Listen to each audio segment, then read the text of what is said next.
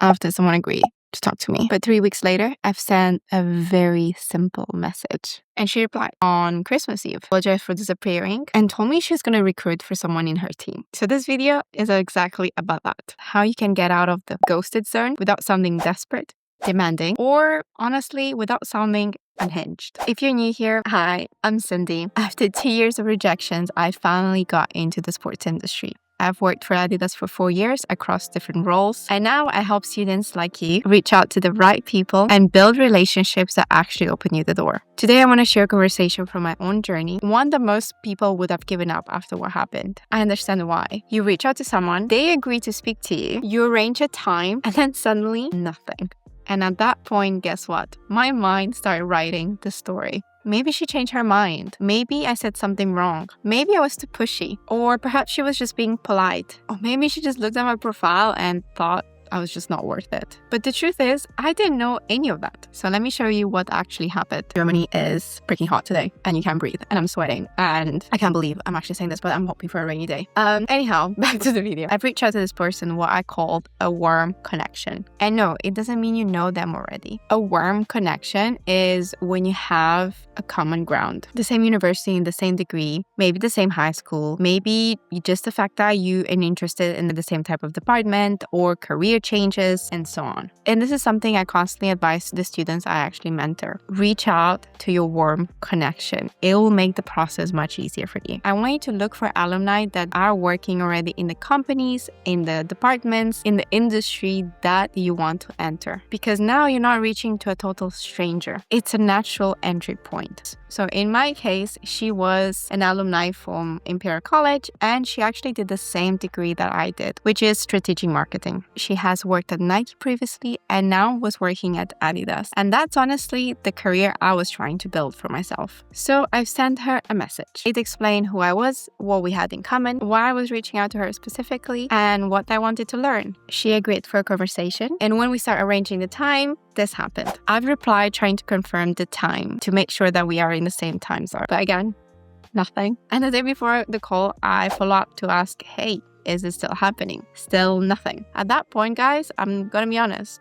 I could have just given up. I could have just decided she was no longer interested or told myself I've sent already enough messages. And following up would make me look desperate. And this is where I think most people lose opportunities. Not because another person rejected them, but because they reject themselves before the other person rejects them. They take the silence and automatically turn it into a no. But silence doesn't always mean rejection. Sometimes it means that something might have happened in their personal life that you don't have visibility of. And believe me, I'm not saying this to just make excuses for people. I'm just telling you this because more times than not, the silence is way less about you as it is about them. So what was the message that I've sent after being ghosted and ignored? I just wanted to let you know that I would still be interested for us to have a chat. Let me know if that is still okay with you. And that's it. No magic, no psychology tricks. I didn't say, you told me we're gonna have a call, or why haven't you responded yet? And I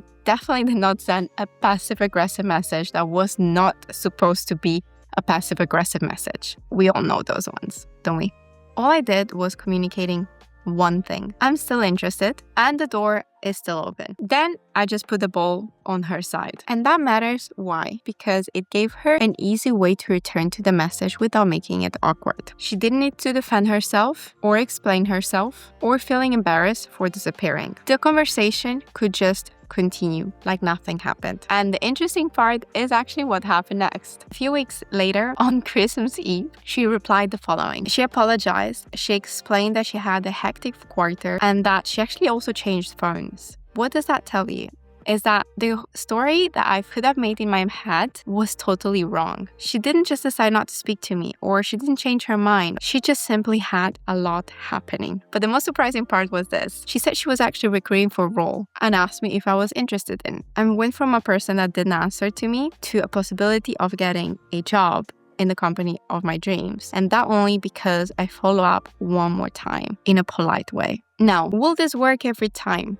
No. Sometimes you follow up and nothing happens. Sometimes a person's generally not interested and the conversation just ran its course. But that's not the point. The point is, don't close the door before the other person actually closed it for you. So here are the 3 lessons out of this. 1, start with real connection. This worked partially because my initial outreach wasn't random. There was a clear reason why I would contact her. When you try to build your network, don't message just the most senior person in the company with some generic notes. Look for people where a connection already exists, because that will make it much easier for someone to understand why you chose them. Number 2, do not take silence too personally too quickly. When someone doesn't respond, we automatically make it about ourselves. We said something wrong, they don't like us, we're just bothering them. But you're just seeing one unanswered message. You're not seeing their family life, their health, or the 50 things that demand their attention. So I want you to separate what you know to what you're imagining. In my case, I just knew she agreed to speak to me. I didn't know what made her stop responding me. So instead of making up an answer, I just decided to give the conversation another opportunity. And number 3, and I would say is the most important one, is follow up